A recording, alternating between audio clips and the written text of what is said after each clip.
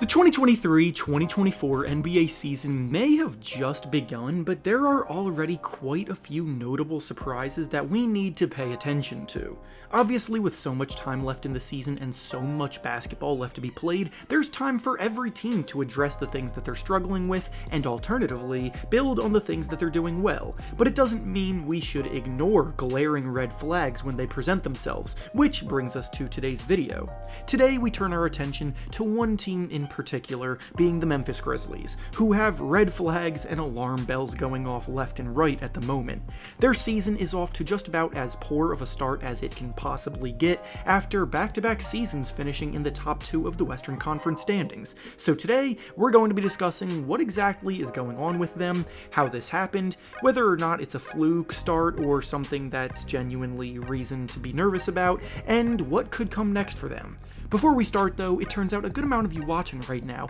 aren't even subscribed to the channel, so if you enjoy the content, consider hitting the subscribe button, as not only does it help out a ton, but I also very much appreciate it. Now with that being said, let's begin. So to start things off, I have to come right out and say that I was wrong about this team's outlook early on in the year. In a few of my videos throughout the course of the offseason, and particularly in my video about predictions for every team, I said that I was still confident in the Grizzlies being able to hold things together during Ja Morant's suspension. Hell, I even said that they would have a winning record by the time Morant got reinstated to the team. But they have lost all 5 of their first 5 games of the season so far, with some of them being really ugly losses, so clearly I was wrong. Their year started with losses to the New Orleans Pelicans and then to the defending champion Denver Nuggets, so there's really no shame in that as they are both very good teams, but then they followed that up with a loss to the lowly Washington Wizards, and that's where things started to become too bad to ignore. The Wizards very well could finish at the very bottom of the Eastern Conference standings this year, and their only win so far this year is against the Grizzlies, with one of the worst rosters in the NBA, so if there was ever a time for the Grizzlies to have gotten things going, that would have been the game. Then after that, the Grizzlies suffered a blowout loss to the Dallas Mavericks, who didn't even have Kyrie Irving playing in the game, and their 5th loss in a row just came against the Utah Jazz in yet another blowout, losing by 24 points. So while yes, there is still a lot of basketball left to be played, it is also officially time to hit the panic button at least a little bit about the Grizzlies being able to stay afloat without Ja Morant. Morant is suspended for the first 25 games of the season, so the Grizzlies have 20 more games without him to try to figure out how to salvage their season, because you can't win anything significant in the first few months of the year, but you can definitely kill your chances of doing so down the line in that span, if you dig yourself a deep enough hole. One thing that I clearly didn't put enough stock into from their offseason is the fact that they traded away Tyus Jones. The Grizzlies over the last 2 seasons have done an outstanding job building a culture amongst their players where they all bought into a next man up mentality, where they seemed to be able to sustain similar levels of success throughout the season regardless of who was healthy and who wasn't. Ja Morant had missed 61 games in his first 3 seasons, for example, and the Grizzlies still had a record of 37 wins and 24 losses in those games, which is a winning percentage practically identical to the team's record on the season last year.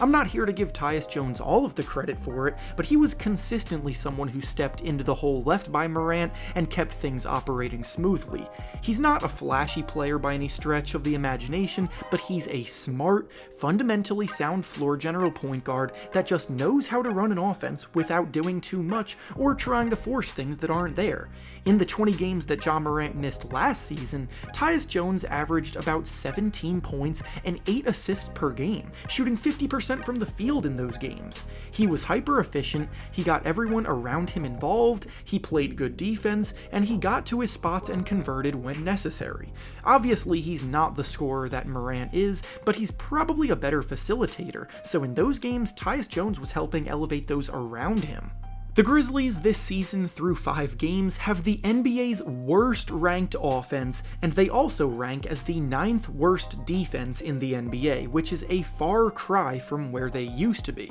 The craziest part about their offense being so horrifically bad is that they're still playing with the 5th fastest pace in the NBA, so the up-tempo, pushing the pace playstyle they've had so much success with over the last 2 seasons is still there, they just aren't executing at all in it. This obviously can be attributed to Ja Morant not being there because he's one of the best players in the entire NBA at creating points in a fast-paced offense, with the rim pressure he creates, but it also obviously speaks to the fact that the Grizzlies are desperately missing playmakers, so the fact that Tyus Jones is also now a member of the Washington Wizards is hurting in hindsight.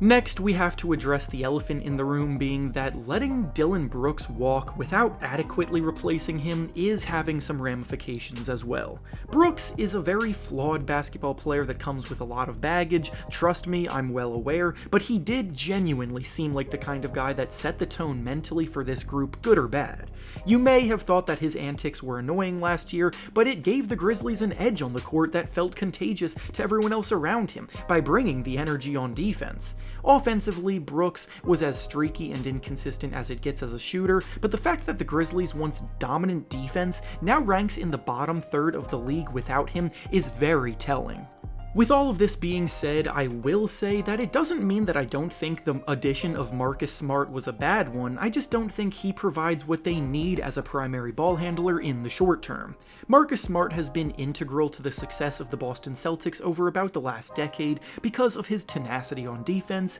his mastery of doing the little things that help teams win games, and his leadership, but he's not really a floor general type of guard with elite court vision or passing talent. Leaving this offense to be run by him, Desmond Bane, and Jaren Jackson Jr. was always going to be a recipe for failure. Bane is a phenomenal shooter of the basketball, and in the secondary scoring role he excelled because he could make defenses pay when they overextended on guys like Ja Morant or off the playmaking of Tyus Jones. But not everyone is built to be the alpha in an offense, and I don't think Desmond Bane was ever meant to be a number 1 option. The same can be said about Jaren Jackson Jr., who is obviously an elite defender, but offensively he always has been a spotty shooter who has a tendency to try to do too much when he's forced to create for himself, and has been pretty inefficient in a bigger offensive role so far this year. The thing is, Ja Morant's return could solve a lot of these problems. I really like Marcus Smart's fit alongside Morant in the backcourt so he can settle more into the role that he had in Boston for so long, while Morant gets back to pushing the pace of the offense in an actually effective way.